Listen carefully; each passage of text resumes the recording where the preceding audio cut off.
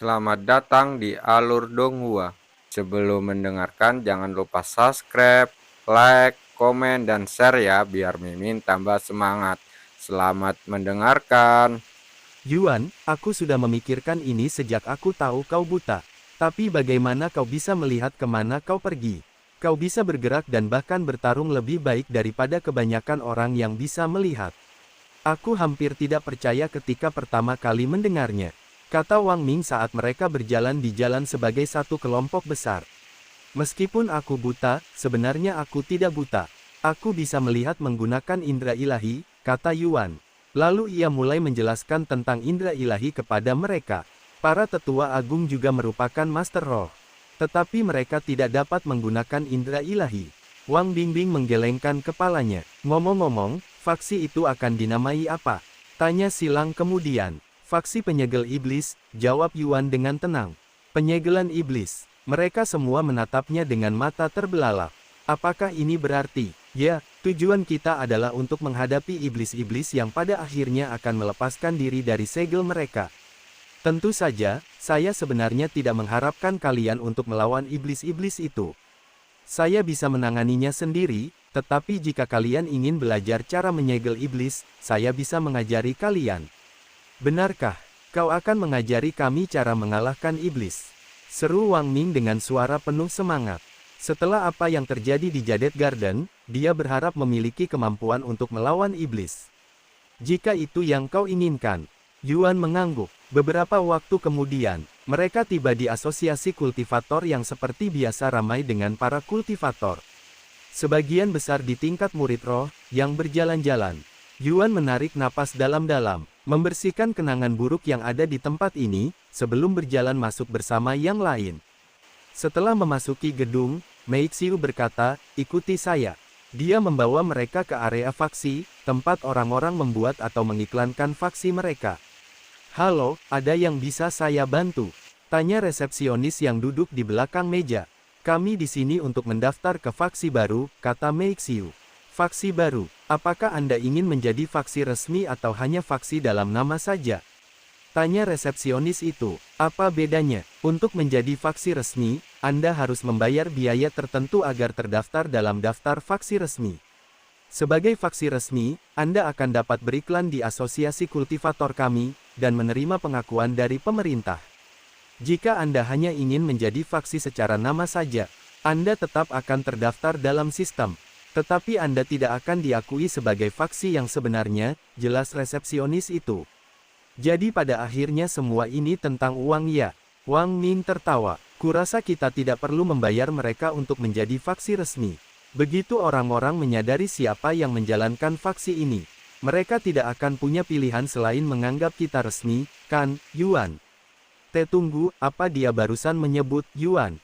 Resepsionis itu meragukan pendengarannya. Kemudian dia menyadari bahwa dua di antara mereka mengenakan topeng, sesuatu yang menjadi ciri khas pemain Yuan.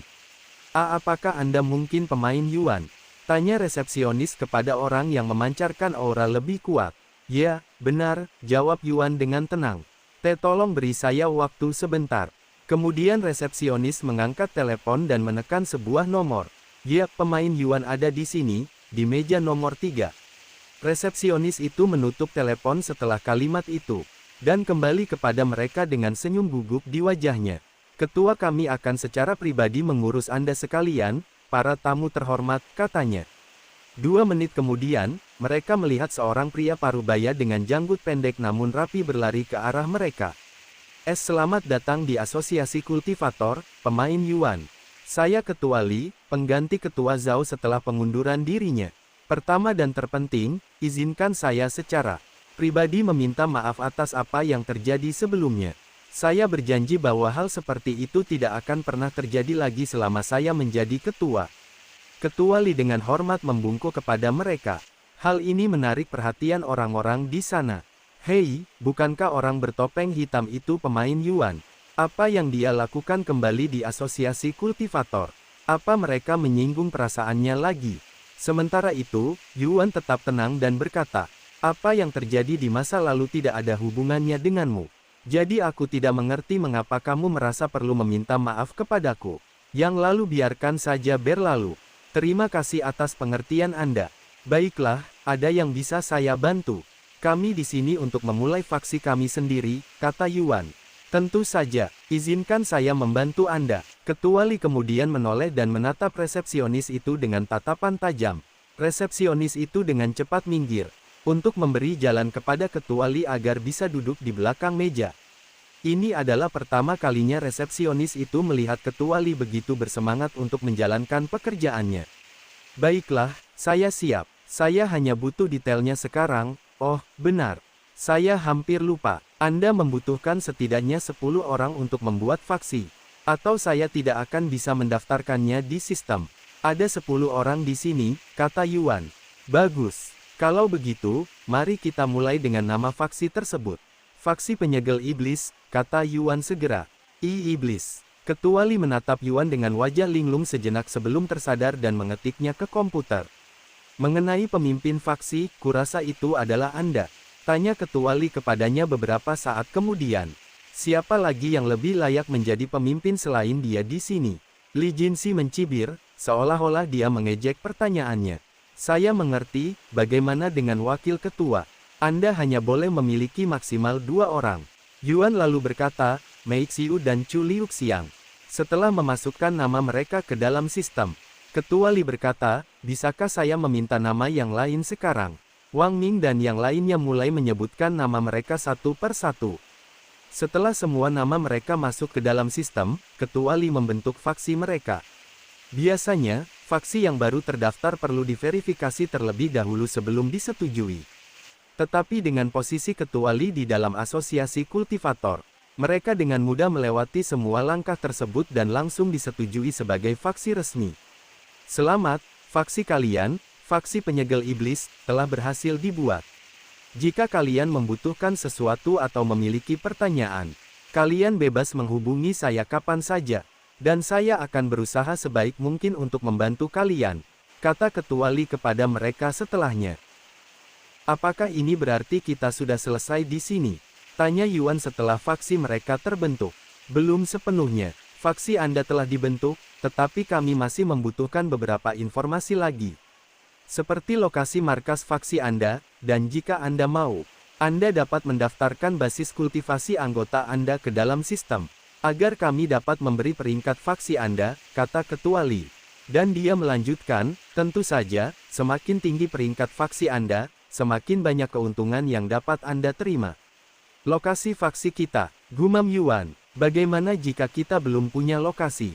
Tanyanya kemudian. Tidak masalah sama sekali. Tidak wajib bagi faksi Anda untuk memiliki markas. Tetapi sebagian besar faksi memilikinya. Karena itu membuat mereka terlihat lebih profesional. Selain itu, akan lebih nyaman bagi para anggota jika mereka semua dapat tinggal di daerah yang sama. Yuan berbalik dan bertanya kepada yang lain, nah, bagaimana menurut kalian? Saat ini kami belum memiliki tempat tinggal, karena kami belum yakin apakah Anda ingin kami tinggal setelahnya. Tetapi kami bisa tinggal di hotel atau menyewa tempat di dekat apartemen Anda. Jika terlalu mahal untuk memiliki markas sendiri, kata Wang Ning. Jika masalahnya soal uang, kita bisa meminta bantuan keluarga, kata Li Jinsi dengan tenang. Saya rasa ini lebih merupakan masalah lokasi. Karena saya tidak punya ide di mana kita harus membangun kantor pusat kita, kata Yuan. Jika Anda membutuhkan bantuan untuk mencari markas, asosiasi kultivator kami dapat membantu Anda. Kami memiliki spesialis untuk hal semacam ini. Kami akan membantu Anda menjelajahi area berdasarkan preferensi Anda. Dan kami dapat memberikan pinjaman tanpa bunga jika Anda membutuhkan bantuan keuangan. Ketua Li tiba-tiba berkata, menyadari bahwa ini adalah kesempatan sempurna untuk memperbaiki hubungan antara asosiasi kultivator dan Yuan. Yang faksinya pasti akan menjadi kekuatan utama dalam waktu dekat. Yuan berpikir sejenak sebelum mengangguk, baiklah, kami akan mengandalkanmu untuk mencari tempat. Baiklah, beritahu saya detailnya, dan asosiasi kultivator akan melakukan segala daya upaya untuk menemukan tempat yang cocok untuk Anda. Apakah ada pertanyaan lain? Lalu, bisakah Anda memberitahu saya tentang peringkat faksi dan manfaat apa yang bisa kami terima? Tanya Yuan kemudian. Tentu saja, setiap faksi dapat diberi peringkat berdasarkan kemampuan dan pengaruhnya secara keseluruhan. Dari peringkat terendah hingga tertinggi, kita memiliki perunggu, perak, emas, platinum, dan terakhir, merah tua. Mengenai manfaatnya, Anda dapat menerima tunjangan bulanan dan bantuan dari asosiasi kultivator dan semua sekutu kami.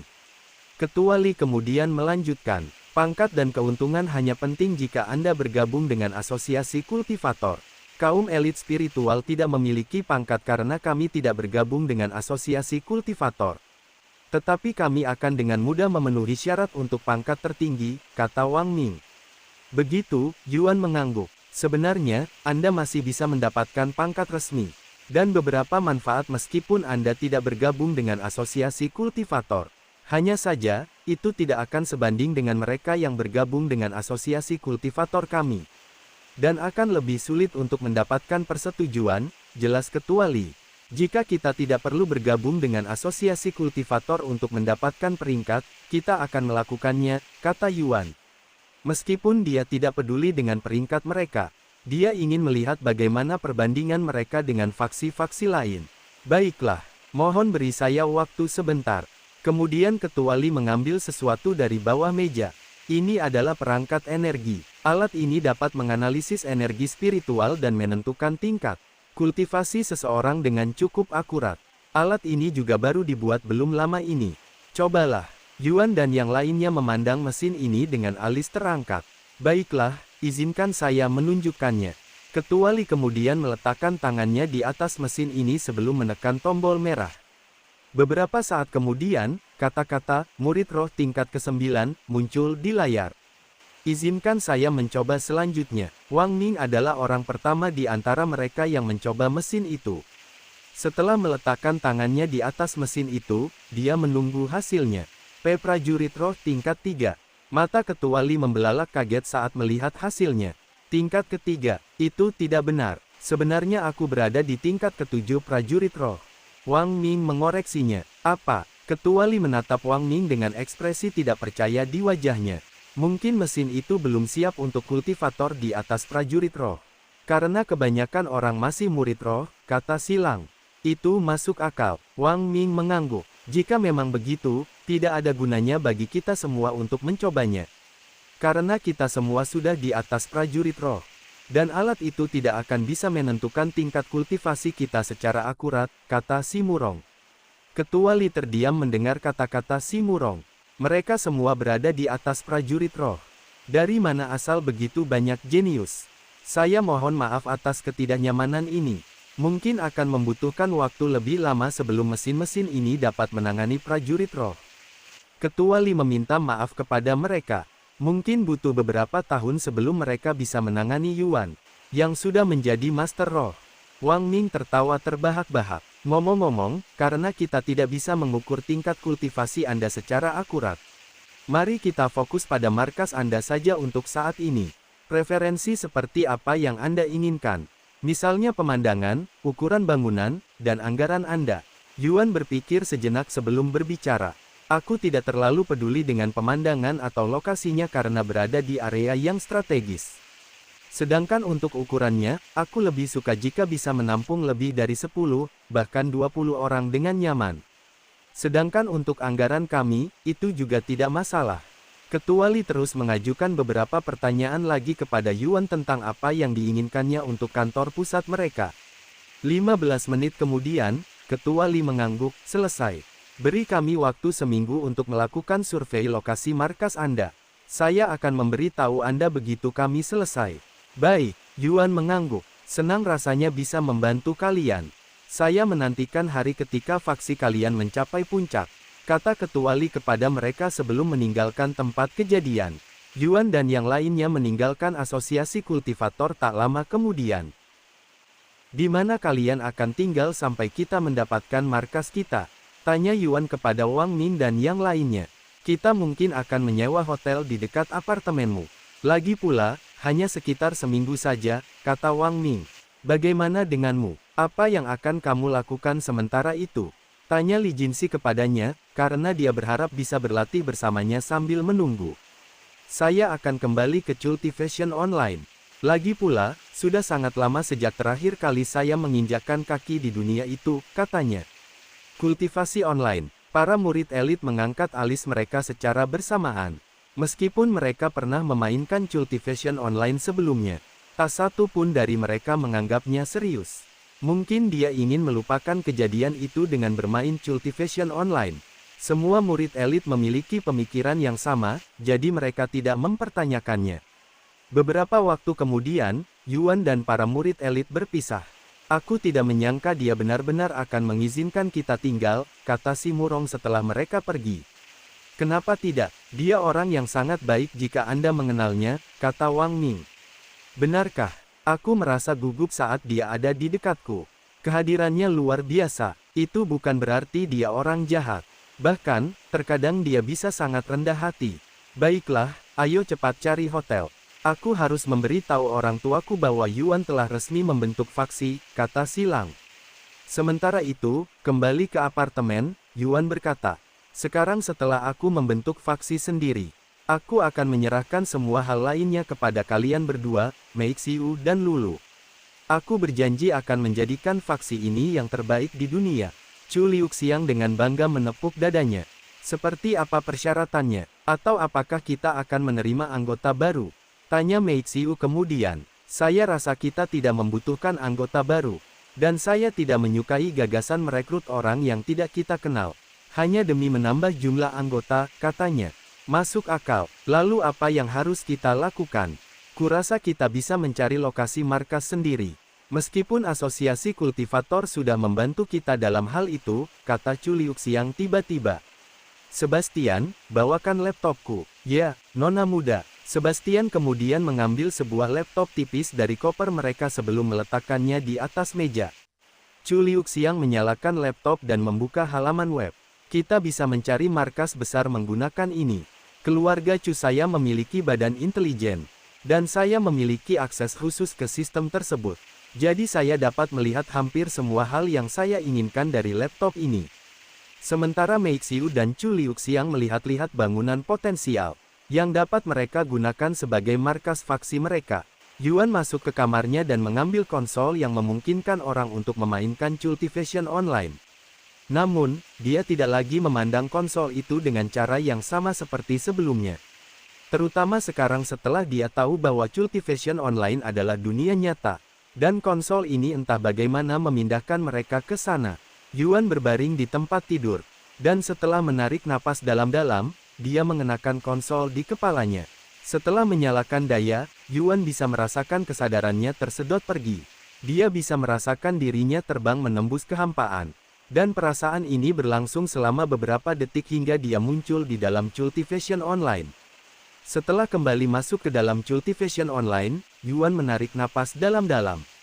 Rasanya sudah lama sekali sejak terakhir kali aku masuk ke dunia maya. Gumamnya sambil memandang pemandangan di sekitarnya. Setelah hanya menggunakan indera ilahi selama beberapa minggu terakhir, rasanya aneh menggunakan mataku untuk melihat. Aku ingin tahu apa kabar yang lain. Yuan mencoba menghubungi mereka, menggunakan koneksi antara pelayan dan tuan mereka. Tetapi tidak ada yang menjawab, artinya mereka terlalu jauh sehingga koneksi tersebut tidak berfungsi.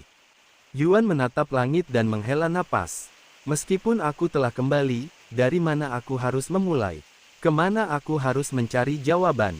Surga atas. Mungkin aku bisa menemukan jawabannya di sana. Tapi aku tidak bisa pergi ke sana tanpa Xiao Hua dan yang lainnya. Setelah berpikir sejenak, Yuan memutuskan untuk mempersiapkan diri menghadapi tangga menuju surga. Sambil menunggu Xiao Hua dan yang lainnya kembali. Namun, dia tidak yakin harus mulai dari mana. Lalu dia teringat akan sebuah janji yang pernah dia buat dengan seseorang. Benar sekali, aku berjanji pada senior Song bahwa aku akan mengunjungi sektenya sebelum aku meninggalkan surga bawah. Karena dia juga seorang ahli terkemuka di dunia ini. Mungkin dia tahu sesuatu tentang tangga menuju surga.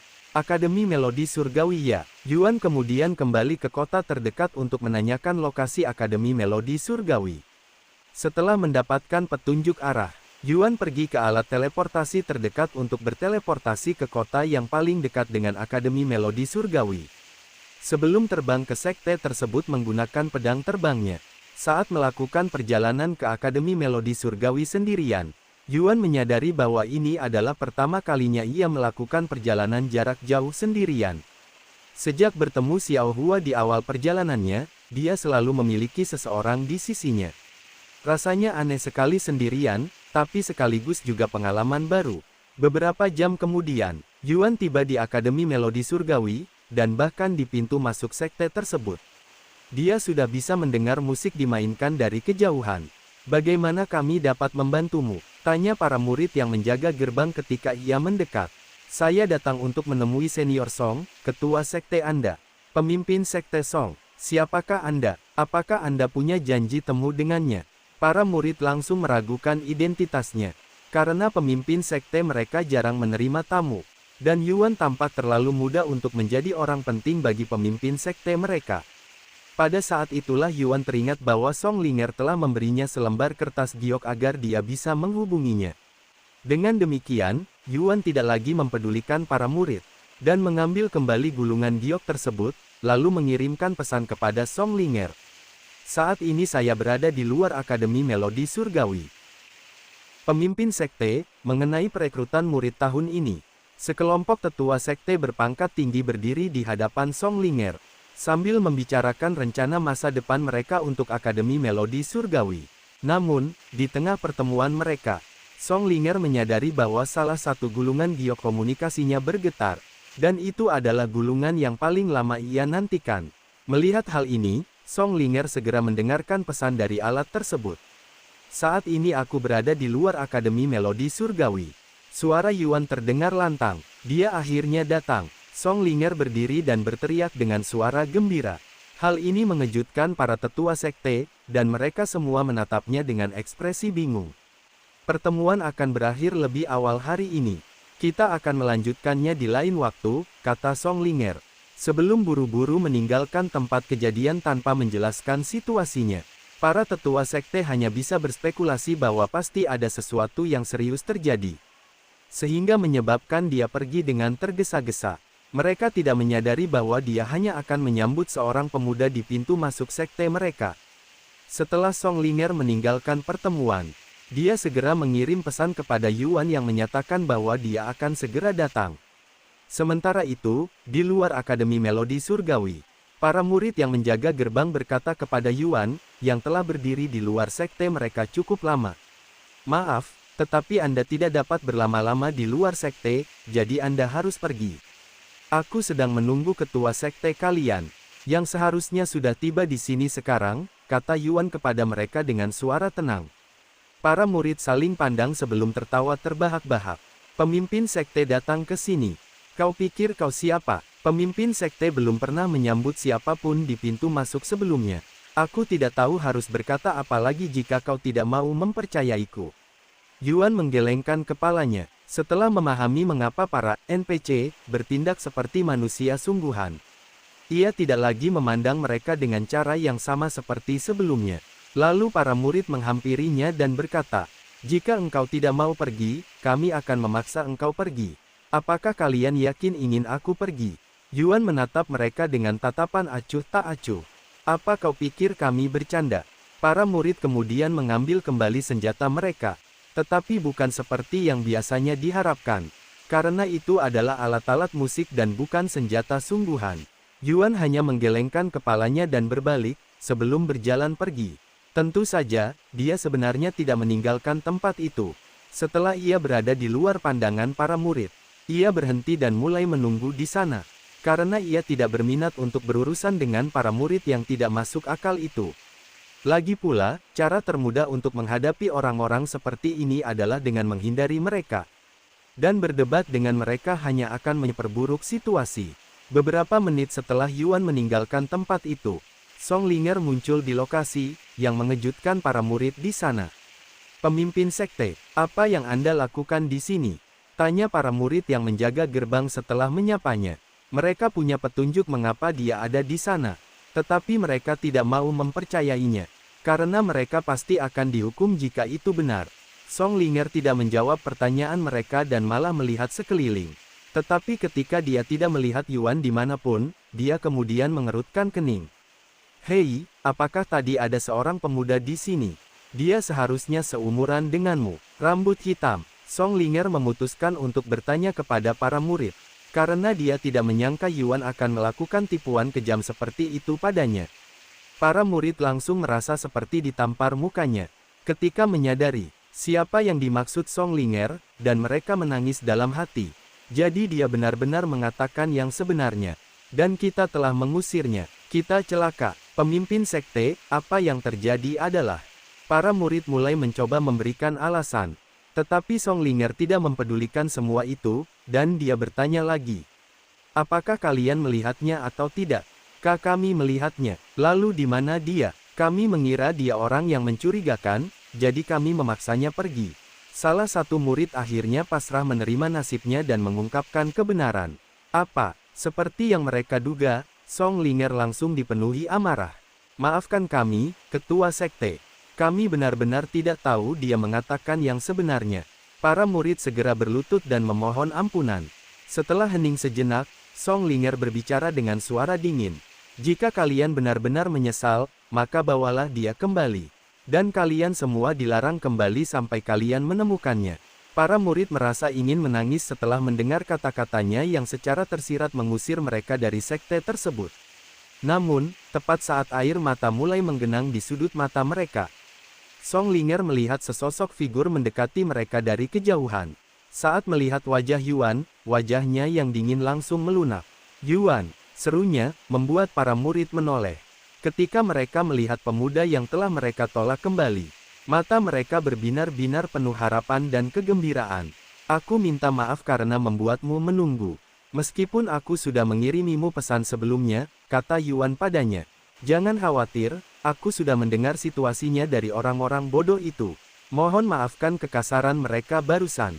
Song Linger menggelengkan kepalanya. Lalu dia melanjutkan, ikuti saya, izinkan saya menunjukkan Anda berkeliling sekte ini sebelum kita duduk.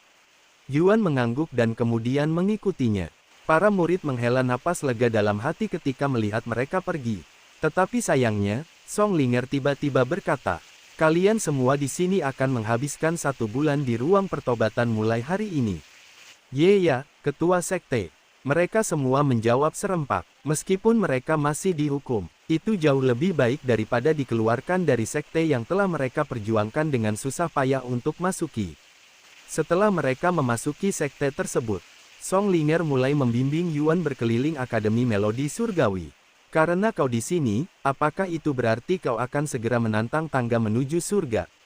Tanya Song Linger kepadanya saat mereka berjalan-jalan di sekitar sekte tersebut. Ya, aku sebenarnya ingin menjelajahi surga bawah lebih jauh sebelumnya, tapi sayangnya, sepertinya aku harus menunda rencana itu untuk waktu yang akan datang. Menyimpannya untuk masa depan. Kau tahu akan sangat sulit bagimu untuk kembali setelah kau naik ke tingkatan yang lebih tinggi kan? Terutama semakin tinggi kau naik, semakin banyak sumber daya yang dibutuhkan untuk kembali ke surga bawah, kata Song Linger. Aku tahu, tapi itu bukan hal yang mustahil. Song Linger menatapnya dalam diam sejenak sebelum berbicara, apakah terjadi sesuatu? Ada sesuatu yang berbeda tentangmu. Hah, bagaimana kau bisa tahu? Mungkin intuisi seorang wanita, ujarnya sambil mengangkat bahu dengan santai. Yuan lalu menghela napas. Memang ada sesuatu yang terjadi, tapi itu semua sudah berlalu. Dan memikirkannya terus-menerus tidak akan memberi manfaat apapun bagiku. Meskipun beberapa hal memang tidak perlu dipikirkan terus-menerus. Beberapa hal lainnya justru layak dipikirkan. Karena hal itu bisa mendorongmu melampaui batas kemampuanmu. Jika kamu ingin membicarakannya denganku, aku siap mendengarkan. Yuan berpikir sejenak sebelum bertanya, Senior Song. Apakah Anda mengenal seseorang yang dekat dengan Anda yang telah meninggal dunia? Maaf jika ini pertanyaan yang sensitif. Song Linger menatapnya dengan alis terangkat, kematian. Ini adalah dunia kultivasi, di mana kematian mungkin merupakan salah satu hal yang paling umum. Terlepas dari alam manapun Anda berada, saya rasa tidak ada seorang pun di sekitar saya, yang belum pernah mengalami kematian seorang teman atau orang yang dicintai. Sebenarnya, aku telah kehilangan banyak teman karena makhluk ajaib. Dan bahkan lebih banyak lagi karena kultivator lain. Kupikir ini sesuatu yang lebih serius. Tapi kurasa ini pertama kalinya kau mengalami hal seperti ini, yang cukup normal. Yuan mengangguk dan berkata, Ya, ini pertama kalinya seseorang yang dekat denganku meninggal dunia. Dan dia bahkan terbunuh tepat di depan mataku. Bagaimana kau menghadapi kehilangan seorang teman? Song Linger mendongak ke langit dan berkata dengan suara rendah. Kau tidak akan pernah bisa sepenuhnya mengatasi kehilangan seorang teman atau anggota keluarga. Setidaknya menurutku begitu, karena mereka akan selalu tetap ada dalam ingatanmu. Hal terbaik yang bisa dilakukan adalah mencoba mencegahnya terjadi lagi di masa depan. Selain itu, kau hanya perlu menjalani sisa hidupmu dengan beban itu. Terutama jika kaulah penyebab kematian orang tersebut. Banyak teman-teman telah meninggal karena aku terlalu lemah untuk melindungi mereka. Dan meskipun ini mungkin terdengar kejam, justru karena kematian merekalah yang mendorongku ke tempatku sekarang. Jadi dalam satu sisi aku juga berterima kasih kepada mereka. Menjadi cukup kuat agar hal itu tidak terjadi lagi ya, gumam Yuan dengan suara rendah. Aku tidak tahu apa yang terjadi, tetapi sebagai seorang kultivator, terutama sebagai seorang musisi, kau harus belajar bagaimana mengendalikan emosi. Saya mengerti. Terima kasih atas sarannya, Senior Song. Yuan tiba-tiba berhenti berjalan ketika dia melihat sesuatu di kejauhan. Dua patung besar berdiri berdampingan dengan sebuah kecapi di tangan mereka. Bolehkah saya melihat patung-patung itu lebih dekat? Yuan menunjuk ke arah patung-patung itu dan bertanya. Tentu saja, begitu mereka berada di depan patung itu. Yuan pertama-tama memfokuskan perhatiannya pada patung perempuan di sebelah kirinya. Karena patung itu menyerupai seseorang yang pernah dilihatnya sebelumnya. Orang ini, dia tampak seperti Dewi Kecapi, gumam Yuan dengan suara keras. Itu karena dia adalah Dewi Kecapi, kata Song Linger. Kebanyakan orang yang bukan murid sekte ini tidak tahu. Tetapi Dewi Kecapi dulunya adalah murid Akademi Melodi Surgawi kami. Sayangnya, dia tidak tinggal lama karena dia dengan mudah melampaui semua orang hanya dalam beberapa tahun. Dewi Kecapi pernah menjadi murid di sini. Seperti apa dia sebagai murid? Tanya Yuan, rasa ingin tahunya. Ini yang kudengar dari ketua sekte sebelumnya. Yang mendengarnya dari ketua sekte sebelumnya lagi dan seterusnya. Tetapi Dewi Kecapi adalah gadis pendiam, yang menghabiskan sebagian besar waktunya sendirian di tempat ini memainkan kecapi. Jika dia tidak di sini, maka dia akan berada di kamarnya sendiri memainkan kecapi. Apakah ada alasan mengapa dia menghabiskan begitu banyak waktu di sini? Aku tidak melihat sesuatu yang istimewa di sini. Yuan melihat sekeliling, tetapi dia hanya bisa melihat area kosong di samping patung-patung itu. Song Linger kemudian menunjuk ke patung yang berdiri tepat di samping patung Dewi Kecapi. Itu semua karena patung ini. Dia menghabiskan sebagian besar waktunya tampil untuk patung ini, katanya. Yuan mengalihkan perhatiannya ke patung kedua, yaitu patung seorang pria tampan. Mungkinkah mereka saling kenal? Yuan tak kuasa menahan diri untuk bertanya. Song Linger sedikit terkekeh sebelum menjawab, itu tidak mungkin. Orang itu meninggalkan surga bawah jutaan tahun yang lalu. Sementara Dewi Kecapi baru lahir sekitar 25.000 tahun yang lalu. Menurutku, itu karena dia mengagumi orang ini. Makanya dia menghabiskan sebagian besar waktunya di sini. Dewi Zider mengagumi seseorang. Dia pasti orang yang cukup berpengaruh. Jika Anda menganggap dewa musik sebagai sosok yang berpengaruh, maka Anda benar, kata Song Linger. Jadi dia dewa musik. Apakah ini berarti dia juga murid Akademi Melodi Surgawi? Seandainya saja, Akademi Melodi Surgawi baru berusia 100.000 tahun. Kami membuat patung ini untuk memberi penghormatan kepada dewa musik, yang dikenal memiliki penguasaan penuh atas setiap instrumen yang ada. Begitu ya, Yuan menatap wajah dewa musik. Melihat Yuan menatap wajah dewa musik, dia berkata, ngomong-ngomong, itu sebenarnya bukan penampilan asli dewa musik. Patung itu hanya dibuat berdasarkan beberapa deskripsi tentang dirinya dari gulungan kuno.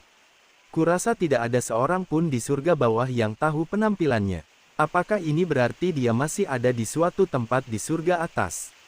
Tanya Yuan kemudian. Aku tidak tahu, tapi kalau kau tanya aku, kurasa tidak ada seorang pun yang bisa hidup selama jutaan tahun. Bahkan jika mereka adalah dewa musik, jawabnya dengan tenang. Jika dia adalah dewa musik, dia pasti memiliki tingkat kultivasi yang sangat tinggi, bukan? Kudengar kultivator yang bisa hidup abadi ada di surga atas, kata Yuan. Maksudmu para immortal sejati, orang-orang seperti itu bisa dihitung dengan satu tangan. Dan meskipun dia diakui sebagai dewa musik, itu tidak secara otomatis menjadikannya kultivator yang kuat. Mungkin jika dia disebut dewa kultivasi, itu akan lebih masuk akal, kata Song Linger. Dewa musik ya, aku penasaran seperti apa kepribadiannya, gumam Yuan pada dirinya sendiri. Sayangnya, tidak banyak yang diketahui tentang dewa musik selain namanya Tian Kai. Yuan mengangkat alisnya setelah mendengar nama keluarga, Tian. Karena entah mengapa nama itu terdengar familiar. Nama keluarga mereka juga, Tian, pikir Yuan dalam hati. Setelah hening sejenak, Yuan bertanya kepada Song Linger, apakah Anda keberatan jika saya memainkan sebuah lagu di sini? Saat ini, Song Linger mengangkat alisnya. Ya, saya ingin memberi penghormatan kepada mereka berdua dengan cara yang sama. Seperti Dewi Zider memberi penghormatan kepada dewa musik. Silahkan. Yuan kemudian mengambil kembali kecapi penangkap jiwa sebelum duduk tepat di depan kedua patung itu. Setelah menarik napas dalam-dalam, dia mulai memainkan Zider Goddess Ethereal Arts. Ding gelombang. Setiap kali Yuan memainkan nada musik pada kecapi penangkap jiwa, riak menyebar di Akademi Melodi Surgawi. Mata Song Linger membelalak kaget saat menyaksikan penampilannya. Dibandingkan saat ia bermain di kompetisi kecapi, ia telah mengalami peningkatan yang luar biasa. Lagu itu tidak berlangsung lama, hanya sedikit lebih dari 1 menit. Tetapi itu lebih dari cukup untuk memukau siapapun yang mendengarnya. Dan mereka semua akan tampak seolah-olah jiwa mereka terserap keluar dari tubuh mereka. Menyerupai Yuan ketika pertama kali menyaksikan penampilan Dewi Kecapi. Yuan berdiri dan mengembalikan kecapi itu ke dalam cincin penyimpanannya setelah lagu berakhir. Apakah kau sudah berlatih akhir-akhir ini? Tanya Song Linger kepadanya ketika akhirnya ia tersadar dari lamunannya. Tidak juga, katanya. Meskipun dia bermain selama beberapa hari dengan Azure, itu sebenarnya tidak bisa dianggap sebagai latihan. Aku benar-benar tidak mengerti mengapa seseorang sepertimu akan fokus pada hal lain. Padahal kau sudah sangat berbakat dalam memainkan kecapi. Song Linger menggelengkan kepalanya dengan menyesal. Karena ia benar-benar percaya bahwa itu adalah kerugian bagi dunia musik, karena Yuan memilih jalan yang berbeda. Baiklah, kalau kamu sudah selesai di sini, ayo kita ke tempatku. Di mana kita bisa duduk dan mengobrol lebih lanjut. Ya, saya sudah selesai di sini. Yuan mulai mengikuti Song Linger ke markas besar pemimpin sekte. Aku sudah lama bertanya-tanya, dengan begitu banyak orang memainkan berbagai alat musik di tempat terbuka. Bukankah mereka akan saling mengganggu? Tanya Yuan sambil berjalan. Ya, memang itu intinya. Song Linger mengangguk. Mereka mencoba mengganggu orang lain sambil fokus pada musik mereka sendiri. Karena hal ini dapat mengembangkan pikiran dan konsentrasi mereka. Begitu, masuk akal. Tentu saja, jika seorang murid ingin bermain secara privat, ada banyak tempat yang bisa mereka kunjungi untuk itu. Saat Yuan dan Song Linger mendekati markas besar pemimpin sekte, para murid yang mendengar penampilan Yuan mulai menyebarkan desas-desus. Hei, apa kamu dengar penampilan tadi? Siapa yang tampil? Menurutku, hanya ketua sekte yang bisa memainkan kecapi dengan kesempurnaan seperti itu. Tidak, saya sudah sering menonton pertunjukan ketua sekte. Dan saya bisa mengatakan dengan pasti bahwa itu bukan dia. Saya berani mengatakan siapapun yang memainkan kecapi barusan. Bahkan lebih hebat daripada ketua sekte. Bahkan lebih hebat dari ketua sekte. Bagaimana mungkin? Ketua sekte adalah ahli kecapi nomor 1 di surga bawah. Aku tidak peduli siapa orang ini, aku hanya ingin lebih mendengarkan penampilan mereka. Setelah tiba di markas besar pemimpin sekte, Song Linger membawa Yuan ke kamarnya, di mana mereka duduk sambil minum teh. Kau akan segera menantang tangga menuju surga kan? Apa yang akan kau lakukan setelah naik ke alam berikutnya? Tanya Song Linger kepadanya setelah mereka rileks. Saya akan terus mendaki sampai saya mendapatkan jawaban atas pertanyaan-pertanyaan saya, katanya. Ada pertanyaan? Pertanyaan seperti apa? Yuan menatapnya dalam diam sejenak sebelum berbicara. Apakah kau tahu tempat bernama Bumi? Bumi, bukan, jawabnya langsung. Bumi ini tempat seperti apa? Ini kota kelahiranku, katanya. Bagaimana jika kukatakan padamu bahwa aku berasal dari dunia lain? Yuan tiba-tiba bertanya padanya. Dunia lain, maksudmu kau datang dari surga atas? Aku tidak akan heran jika memang begitu, katanya. Bukan surga atas. Maksudku, dunia yang benar-benar berbeda, seperti planet lain. Song Linger menatapnya dengan ekspresi bingung, seolah tidak mampu memahami kata-katanya. Lupakan saja, biar saya ganti pertanyaannya. Bisakah Anda ceritakan sedikit lebih banyak tentang tangga menuju surga?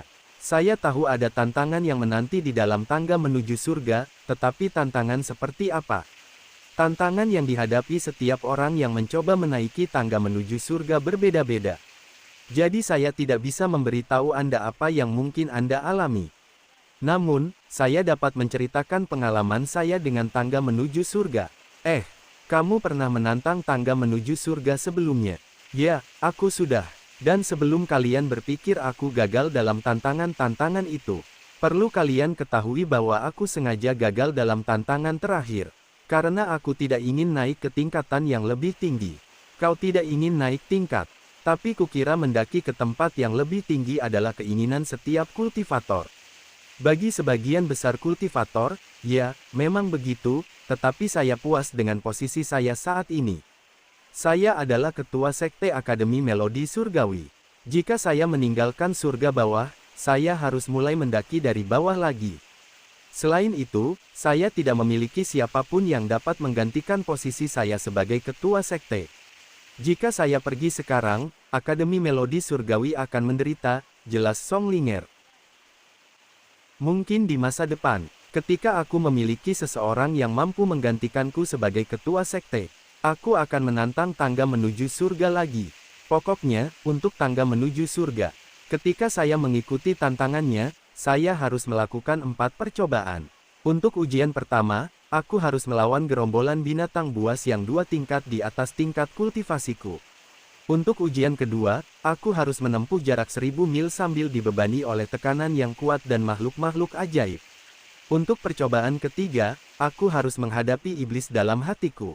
Dan untuk ujian terakhir, aku harus melawan makhluk ajaib lain. Tetapi kali ini, levelnya 5 tingkat di atas level kultivasiku. Meskipun uji coba dilakukan secara acak untuk semua orang, banyak orang telah menerima uji coba yang sama sebelumnya. Jadi ada kemungkinan besar Anda akan mengalami beberapa uji coba yang sama seperti yang saya alami.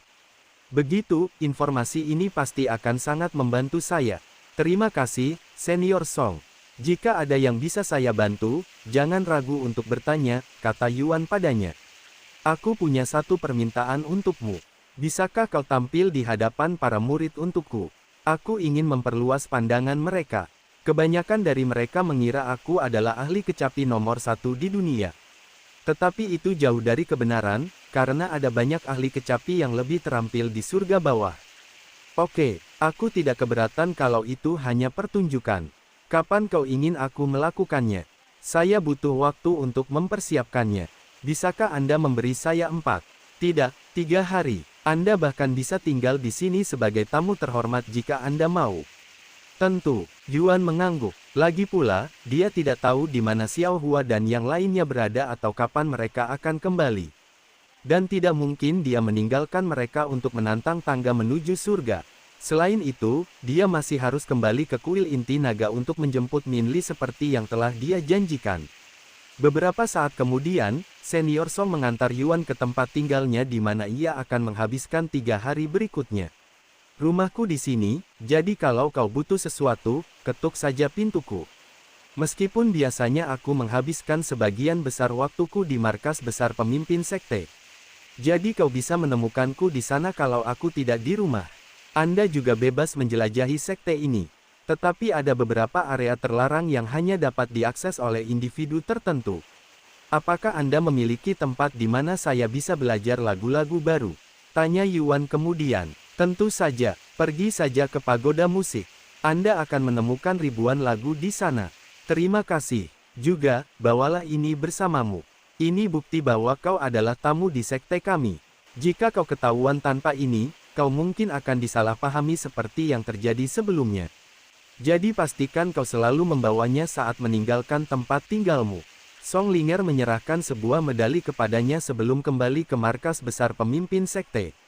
Setelah wanita itu pergi, Yuan melihat sekeliling tempat tinggalnya sebelum menuju ke pagoda musik yang disebutkan oleh Song Linger.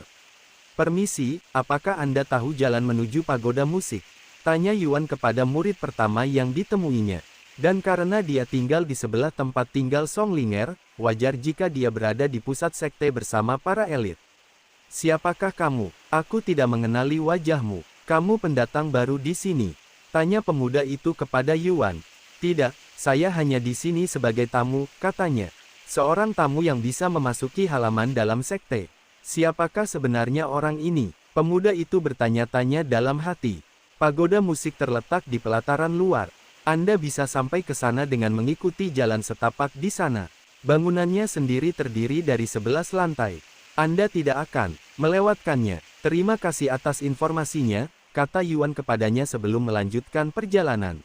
Beberapa waktu kemudian, Yuan tiba di halaman luar, di mana para murid terlihat berjalan-jalan sambil memegang berbagai macam alat musik. Instrumen yang paling umum tampaknya adalah zither, yang memang sudah diduga karena pemimpin sekte mereka adalah seorang ahli zither. Tetapi jumlahnya tidak sampai mengalahkan instrumen-instrumen lainnya. Tersedia beragam instrumen musik, dan Yuan mulai berpikir untuk mencoba semuanya sebelum pergi. Akhirnya, ia tiba di pagoda musik, yang dipenuhi oleh para murid. Setelah mengamati sekeliling tempat itu, Yuan memutuskan untuk memasuki gedung. Dan yang mengejutkannya, gedung itu jauh lebih luas dari yang dia perkirakan. Dia mendekati salah satu dari ratusan rak di sana dan mengambil gulungan secara acak untuk membaca isinya. Itu adalah lembaran musik untuk seruling. Dia mengambil satu lagi dari rak yang sama, dan itu juga untuk seruling. Pada saat itulah Yuan memperhatikan label di sisi rak yang bertuliskan seruling. Yuan kemudian berjalan berkeliling sampai dia menemukan label kecapi tersebut. Setelah itu, dia mulai memeriksa lembaran musik satu persatu sampai dia membaca semuanya di rak. Ketika para murid di sekelilingnya melihat hal ini, mereka mengira bahwa ia sedang mencari lagu yang sempurna. Tetapi mereka tidak tahu bahwa sebenarnya ia sedang menghafal lagu-lagu tersebut agar dapat mencobanya nanti. Gedung ini memiliki 11 lantai dan lantai pertama sudah penuh dengan ratusan lagu. Mungkin akan memakan waktu berbulan-bulan jika aku ingin mempelajari setiap lagu di tempat ini. Gumam Yuan pada dirinya sendiri sambil mencari rak musik zither berikutnya. Sementara itu, Song Linger sedang mempersiapkan konser Yuan yang akan diadakan 3 hari lagi. Kau ingin mengumpulkan semua murid 3 hari lagi. Apa ada acara spesialnya? Salah satu tetua sekte bertanya padanya setelah menerima perintah mendadak ini. Akan ada pertunjukan pada hari itu. Saya percaya bahwa itu akan sangat bermanfaat bagi para murid. Bahkan mungkin mengubah hidup mereka setelah menyaksikan pertunjukan tersebut, katanya. Sebuah pertunjukan. Oleh siapa? Seorang ahli yang bahkan lebih hebat dari saya. Jawabnya dengan santai, membuat mereka terdiam. Bahkan lebih hebat darimu, ketua sekte. Siapakah orang ini? Tanya salah satu tetua sekte. Kamu akan tahu dalam 3 hari, jawabnya dengan santai. Sementara itu, kembali ke pagoda musik. Yuan memutuskan untuk melihat apakah lembaran musik di lantai 2 berbeda. Ada lebih banyak not, kurasa semakin tinggi lantainya, semakin sulit lagunya. Setelah mengetahui hal itu, dia ingin tahu lagu mana yang paling sulit di tempat ini, jadi dia mulai menuju ke lantai 11. Begitu sampai di lantai 11, dia langsung menuju bagian alat musik zither, dan mulai memeriksa lembaran musik satu per satu. Oh, aku mengenali lagu ini. Yuan terkejut dengan lembaran musik pertama yang dipilihnya secara acak. Dan itu adalah lagu yang sama yang dimainkannya selama kompetisi kecapi. Setelah mempelajarinya dari murid-murid Song Linger, meskipun dia sudah tahu lagu itu, dia tetap ingin melihat lembaran musiknya dengan saksama untuk mendapatkan pemahaman yang lebih baik. Saat Yuan sedang melihat lembaran musik itu, seorang murid mendekatinya dari belakang. Hei, kau menghalangi rak, kata murid itu kepadanya. Oh, maafkan saya. Yuan menoleh dan melihat seorang wanita muda cantik berdiri di belakangnya. Dan entah mengapa, wajahnya tampak sangat familiar. Bukankah dia dari kompetisi zither? Yuan membutuhkan beberapa saat untuk mengenali gadis ini, yang memainkan lagu luar biasa, Tuhan turun dari surga, selama kompetisi kecapi. Namun, gadis ini tidak mengenali Yuan, yang saat itu tidak mengenakan masker tetapi mengenakannya selama kompetisi alat musik zither. Saat Yuan memberi jalan untuknya, dia memperhatikan not musik di tangannya. Tuhan turun dari surga. Siapakah orang ini? Selain para murid terbaik di sekte yang ingin menantang diri mereka sendiri. Kebanyakan orang bahkan tidak berani memainkan lagu itu karena kesulitannya. Apakah kau berniat mempelajari lagu itu? Ai Yuan bertanya kepadanya dengan rasa ingin tahu. Tidak, aku sudah tahu lagunya, jawabnya tanpa sadar. Kau bisa memainkan dewa turun dari surga. Ai Yuan menatapnya dengan wajah curiga. Bahkan banyak tetua sekte yang tidak berani mengatakan bahwa mereka mengetahui lagu itu. Namun orang asing ini berani membuat klaim seperti itu. Ya, saya bisa. Hanya karena kamu bisa memainkan beberapa ratus nada dari beberapa ribu nada. Bukan berarti kamu bisa memainkan lagu itu. Tidak, saya bisa memainkan seluruh lagu. Aku tidak percaya padamu, kata Ai Yuan cepat. Lalu dia melanjutkan, buktikan. Jika kamu benar-benar bisa memainkan seluruh lagu, aku akan memanggilmu master. Tidak apa-apa, aku tidak perlu membuktikan diriku, kata Yuan dengan tenang. Aku sudah tahu. Tidak mungkin orang biasa sepertimu bisa memainkan lagu tersulit di surga bawah. Ai Yuan merasa tersinggung oleh Yuan ketika dia mengaku tahu lagu itu. Karena dia telah menghabiskan bertahun-tahun mempelajari lagu tersebut. Dan mengaku bisa memainkan sebuah lagu. Padahal sebenarnya tidak bisa adalah hal yang tabu di dalam sekte tersebut. Murid-murid lain di lantai itu memperhatikan keributan mereka dan ikut bergabung. Ada apa, kakak Ai? Kenapa kau berdebat dengan pria ini? Apakah dia menyinggung kakak senior? Saya akan segera mengurusnya untukmu. Yuan tiba-tiba mendapati dirinya dikelilingi oleh para murid ini, yang membuatnya menggelengkan kepala.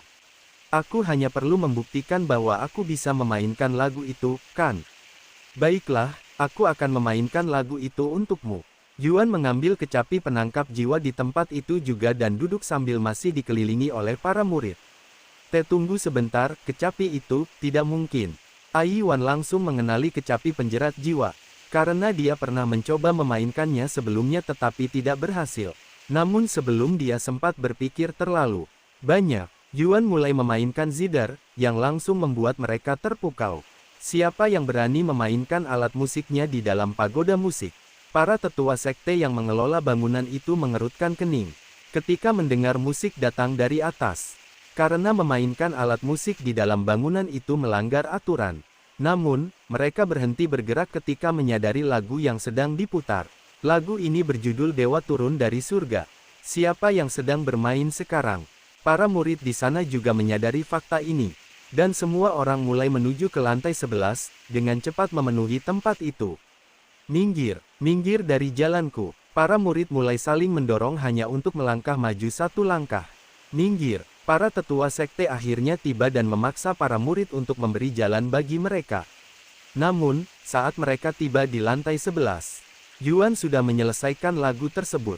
Memainkan setiap nada dari Dewa Turun dari Surga dengan sempurna tanpa membuat satu kesalahan pun kali ini. Kurang dari statistikmu telah meningkat sebesar 50% selama 1 jam berkat efek Dewa Turun dari Surga, lebih besar dari. Yuan menyimpan kecapi penangkap jiwa sebelum berdiri dan menatap Ai Yuan, yang berdiri di sana dengan ekspresi linglung di wajahnya. Apakah kamu bahagia sekarang? Tanya Yuan padanya. Pada saat itulah Ai Yuan akhirnya mengenali suaranya. Tunggu, kau pria bertopeng saat kompetisi zither itu. Apa yang kau lakukan di sini? Serunya dengan suara terkejut. Para tetua sekte tiba pada saat itu dan berkata, siapa yang bermain tadi? Para murid di sana langsung menunjuk ke arah Yuan. Coba lihat lencana identitas muridmu. Tetua sekte itu mendekati Yuan. Aku bukan murid di sini, kata Yuan, sambil menunjukkan medali yang diberikan Song Linger kepadanya.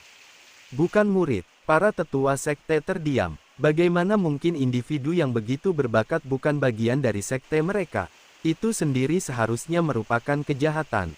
Meskipun penampilan tadi sangat menakjubkan. Memainkan alat musik di pagoda musik melanggar aturan, kata tetua sekte itu setelah tersadar dari lamunannya. Aku tidak tahu, maaf.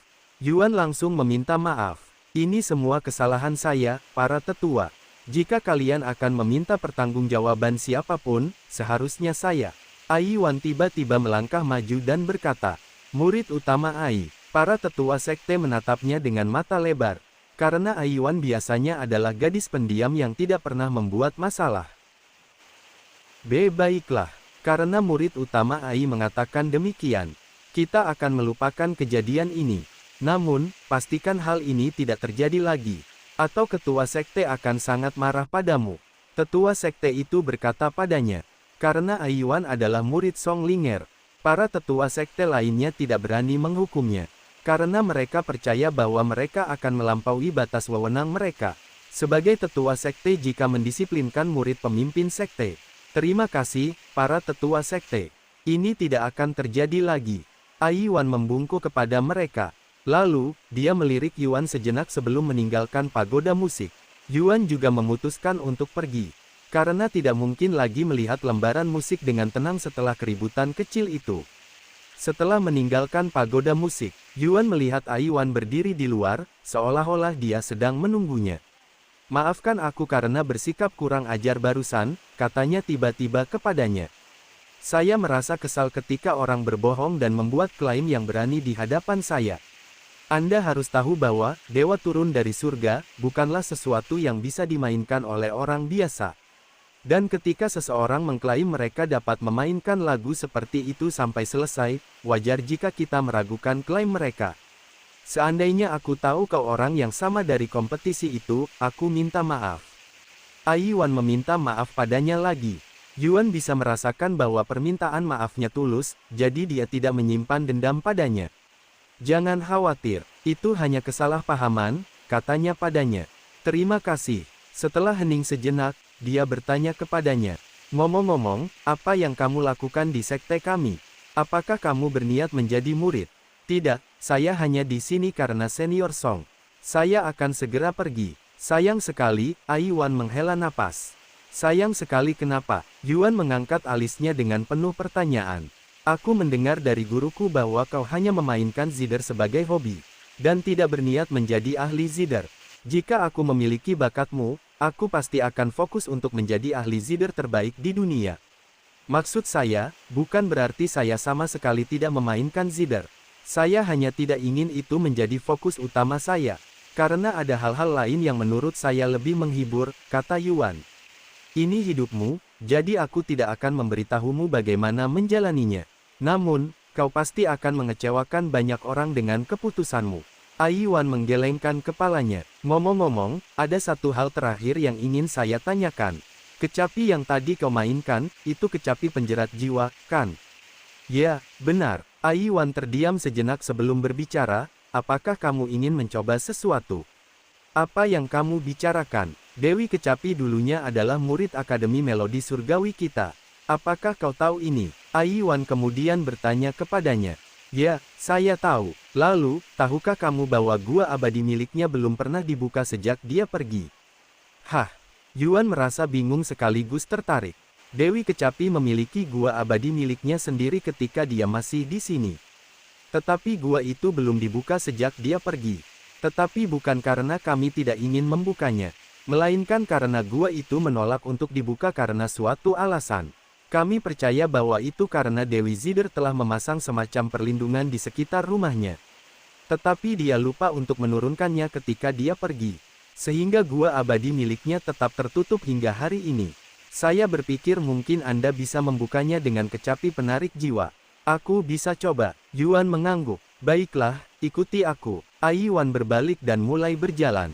Yuan segera mengikutinya. Mengapa kau ingin membuka gua abadi? Yuan tak kuasa menahan diri untuk bertanya padanya. Aku penasaran, dan semua orang juga.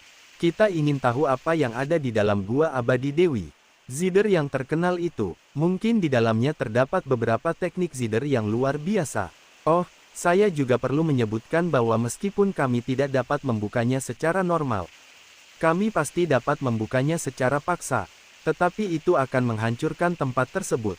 Jadi tidak ada yang mau melakukan hal seperti itu. Gua abadi Dewi Kecapi. Aku akan berbohong jika kukatakan aku tidak tertarik, kata Yuan. Beberapa waktu kemudian, mereka tiba di halaman dalam. Tempat tinggal semua tetua sekte berpangkat tinggi dan murid-murid elit. Murid Ai Yuan. Sebuah suara perempuan tiba-tiba memanggilnya tak lama setelah mereka memasuki halaman dalam.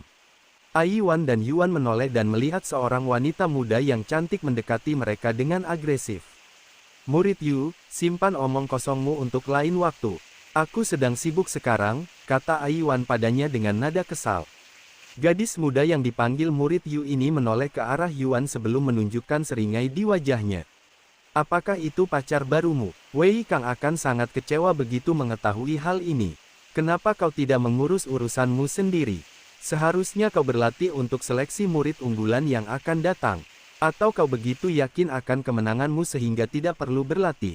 Aiwan mencibir dingin. Kurasa kita berdua, dan juga setiap murid lain di sekte ini tahu bahwa aku akan lulus seleksi murid utama.